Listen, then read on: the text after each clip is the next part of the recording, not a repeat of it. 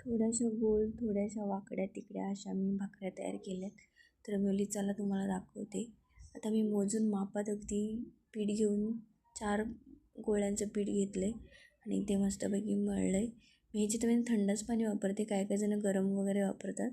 तर नाही, मी मम्मीला बघता बघता मी अशा भाकऱ्या खरं तर शिकले. म्हणजे थोड्याफार, एवढ्या तरी मम्मीपेक्षा चांगल्या नाही आहेत.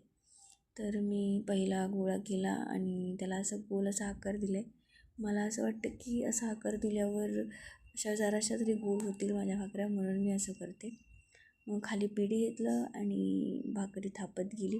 मध्ये मध्ये मी माझा हात कोरडा करते, जेणेकरून जो माझे मी थापते त्याला असा कोरडा नको, म्हणजे चिपकायला नको माझ्या हाताला भाकरी. थोडीशी ती शेवटी मधून चीर पडलीच तर मी तव्यावर टाकली. मस्तपैकी एका साईडून पाणी केलं. मला भीती वाटते खरं तर ही प्रोसेस करताना, माझा हात नेहमी भाजतोच, पण ठीक आहे चल जाऊ दे. मग मी परतून घेतली मस्तपैकी. एका साईडून खरं तवा नव्हता शेकला, त्याच्यामुळे असं दिसलं ते.